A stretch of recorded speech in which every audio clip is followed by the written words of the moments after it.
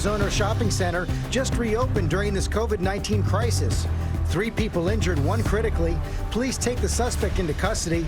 Federal agents join the investigation. We're live with the latest.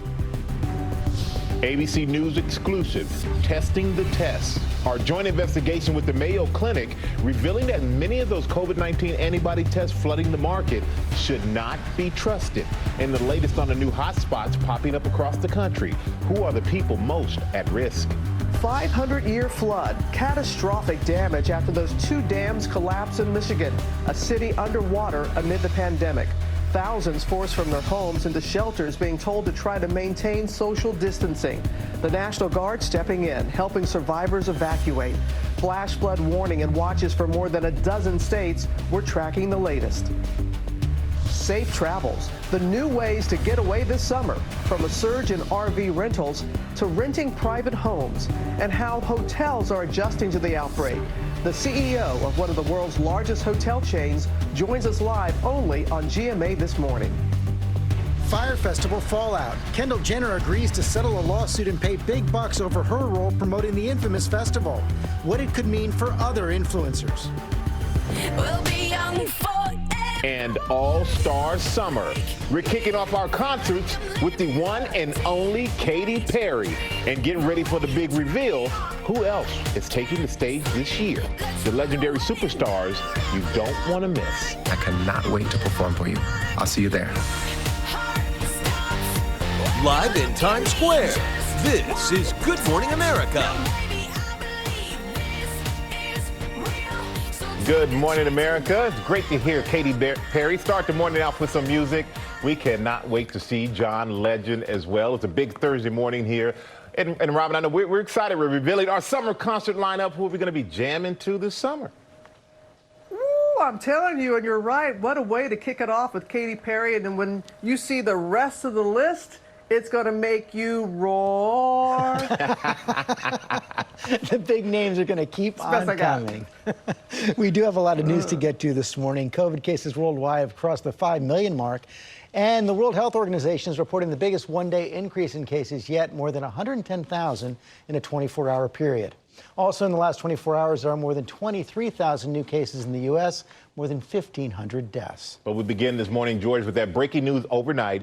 A shooting at a popular shopping center in Arizona, leaving 3 people injured. Police taking the suspect into custody. Kaylee Hartung has the latest.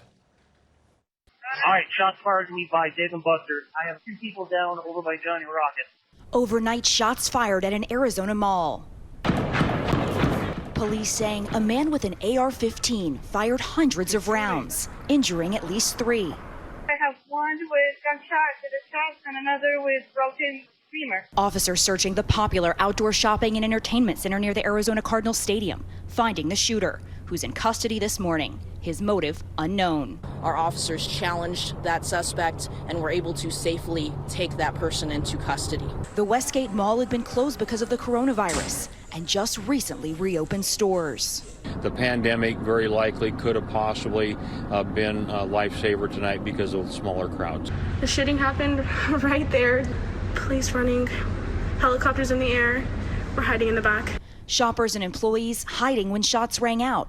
This mother rushing to the scene after a frightening call from her daughter. She said, just listen to me. There's a shooter here. We're hiding in the back of the building. We have the guests that were eating here and all of the staff. I was on the patio when it started happening. I was bussing tables. I'm the only person that was out there, and I'm terrified. Federal investigators are involved overnight searching a home that may be connected to the shooter. This morning, 1 victim is in critical condition and 2 others were taken to the hospital with non-life-threatening injuries. George. Okay, Kaylee, thanks very much. Now to our exclusive investigation of COVID antibody tests.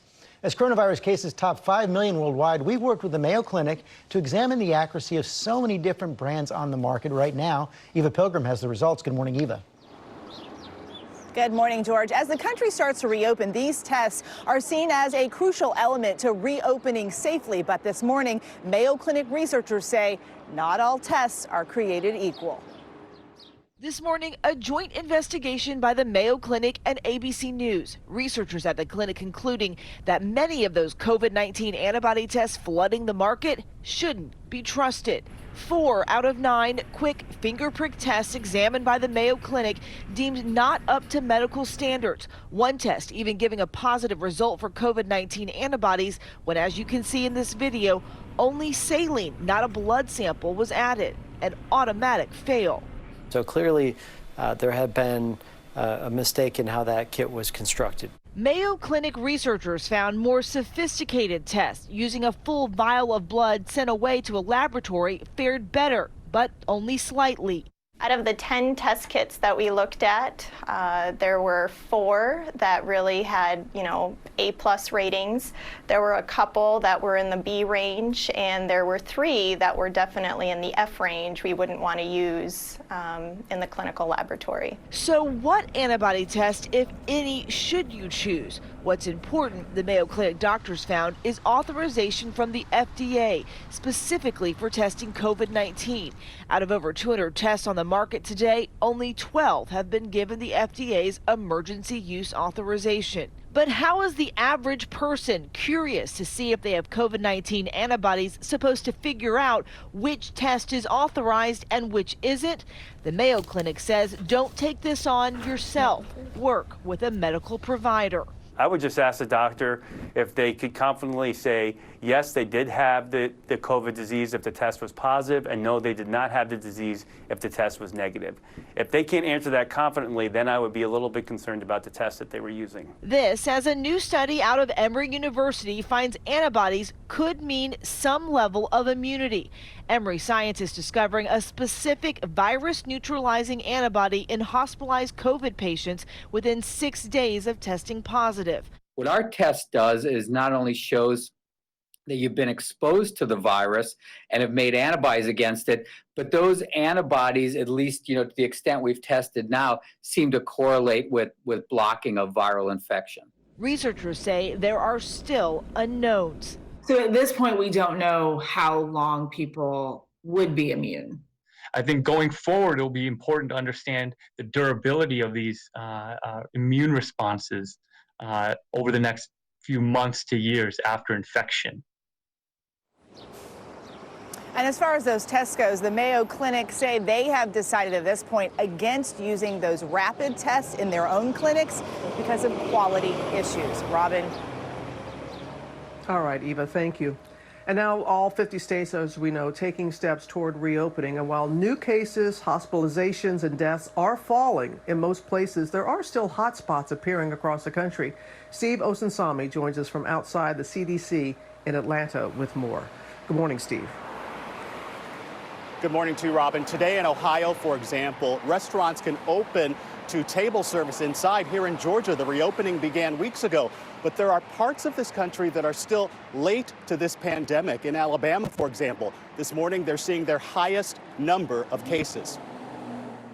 The reopening and the comeback is nationwide this morning. Authorities in all 50 states are now easing restrictions meant to slow down the spread of the coronavirus. How may I help you? The number of people dying and getting sick every day is generally falling, but local outbreaks that no one saw coming still have health officials worried. That's really our focus right now, working with every state to really help them identify where these clusters came from historically. They're keeping a close watch on sick workers at food processing plants in Nebraska, Oklahoma, Iowa, and Virginia.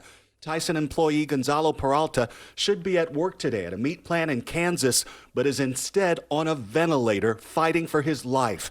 His wife and son got sick too and have since recovered. My dad, you'd never see him sick. He's never been sick. Never missed a day of work. So it just shows how bad this virus can affect someone that is a hardworking person and won't quit.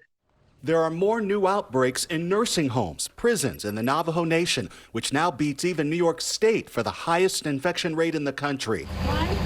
In New York City, fewer people are needing to be hospitalized. Just 295 people had to be hospitalized Tuesday. But New York's governor points out that in poor and brown and black communities, there are many new cases. How do you socially distance in the lobby? How do you socially distance in a small playground that is attached to public housing?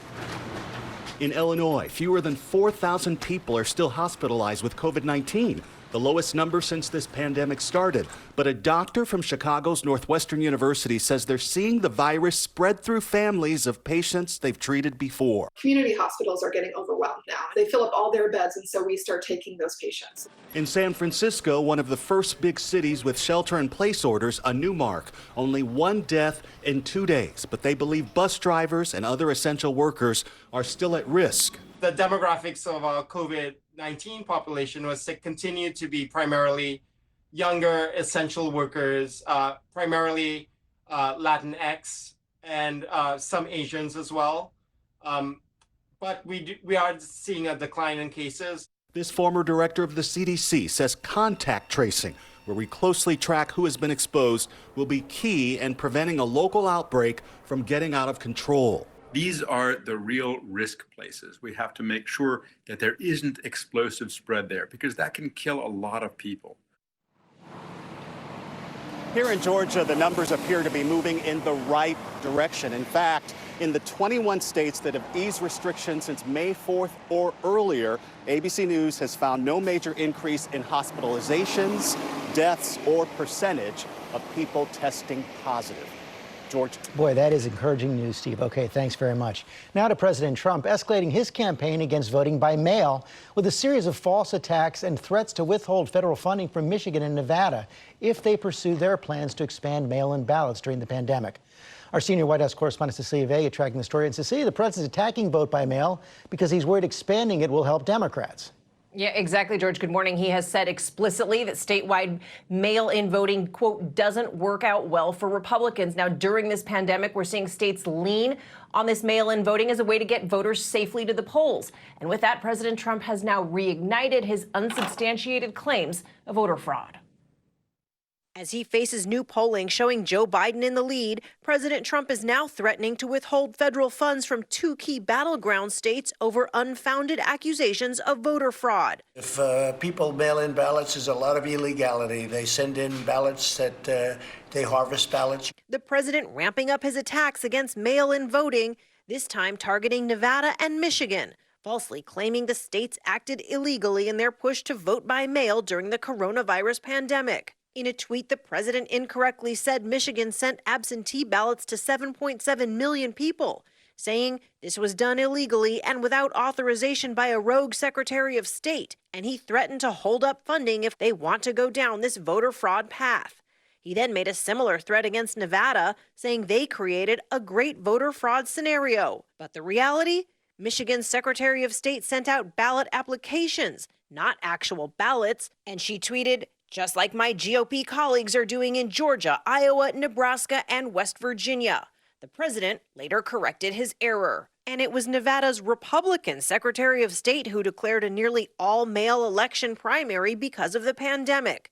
President Trump never specified exactly which funds he would withhold. Yeah, well, I have very specific funding. You'll be finding out. They'll be finding out very soon if it's necessary. I don't think it's going to be necessary because mail-in ballots are a very dangerous thing. Democrats questioning whether the president even has the authority to block funding. Minnesota Senator Amy Klobuchar saying, "Last time I checked, the Constitution gives Congress the power to appropriate money, not you." And while President Trump publicly bashes mail-in voting during his re-election campaign, he himself votes by mail in New York in 2018 and earlier this year in Florida's primary. And now, how's this one for timing? The president heads to Michigan today, where he will visit a Ford plant that now makes ventilators and other personal protective equipment. Now, this plant has a policy requiring everyone wear face masks, and we know that that's something that President Trump has been reluctant to do. He says that he's going to consider wearing one today, George, but it's going to depend on the situation, like how close he might be to other people with social distancing. We will be watching again. We should emphasize there is no evidence that mail-in voting leads to widespread voter fraud. Cecilia Vega, thanks very much. Michael? All right, thank you, George. Now to the latest on a catastrophic flooding devastating Michigan after those two dams collapsed. Rob Marciano is there in Midland for us this morning. Good morning, Rob. Hi, good morning, Michael. It has been another historic May for rain across the Great Lakes, but especially here in mid-Michigan, where the rivers and reservoirs just couldn't handle it anymore. And this is the result. Bridges either underwater or completely washed away. And then downstream, as you get closer to Main Street, the library, the courthouse, seeing water there, as this river is at levels never been seen before. The infrastructure that was built to hold back this water, well, it failed. This morning, the residents of Midland, Michigan reeling from cataclysmic flooding after 2 dam failures. Buildings ripped from their foundations and floating away, forcing families who had been practicing social distancing to leave their homes. Mark Musselman and his wife lost everything as the powerful water tore through their home. I mean, it went so fast compared to how slowly it gained that you could sit there and just literally watch all your stuff going down the lake and over the dike, and you were helpless. Across central Michigan, scenes of waterlogged misery. This man swimming through chest-high water to see what's left of his home. Federal regulators had reportedly warned that both of the dams that failed on Tuesday were high risk. Regarding the dams, the state of Michigan is reviewing every potential legal recourse that we have. The National Guard stepping in, delivering crucial supplies and safely transporting survivors to evacuation sites where they must try to practice social distancing. Couldn't sleep at all last night, probably because wearing that face mask. Supposed to wear it, they have sign in there to wear it, but there's some in there that still aren't wearing it. What a tough situation. Some people actually driving to those shelters and sleeping in their cars for fear of the virus. You see the sun coming up here, but the water dangerously close to the Main Street here in Midland.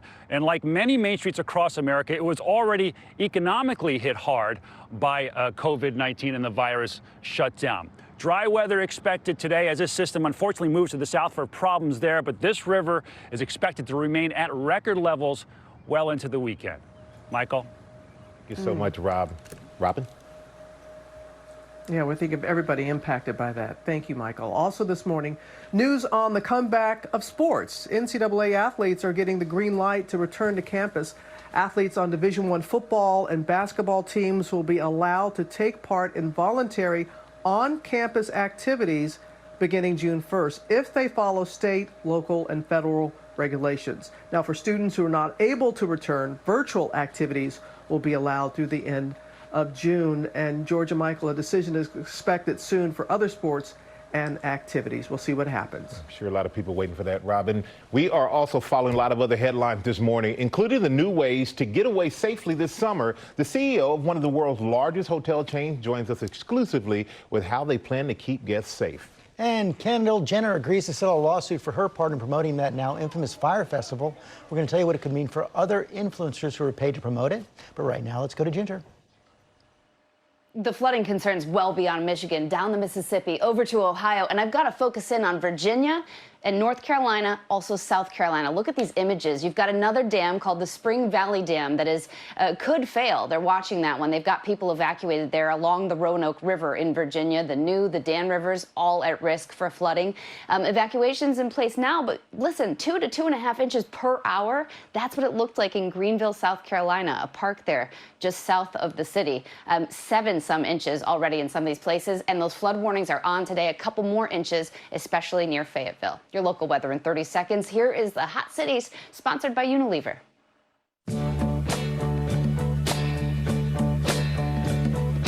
Think of your fellow man, lend him a helping hand, put a little love in your heart. Unilever, the makers of Dove, Hellmann's, Vaseline, and more, is donating millions of products to frontline aid organizations like Feeding America and Direct Relief. To get help or give help, join us at weareunited4america.com. Another cool gray day and a little bit of a breeze too out of the southeast for today. Headed up to 68 degrees, maybe a few sprinkles, but tomorrow's going to be wet. You've got rain in the morning, rain during the mid part of the day and evening. It's looking like a washout. The high is 73. Could even have a little bit of thunder, but we'll get about a half to about an inch of rain. Memorial Day weekend, upper 70s on Saturday, mid 70s on Monday as we get ready to dry out.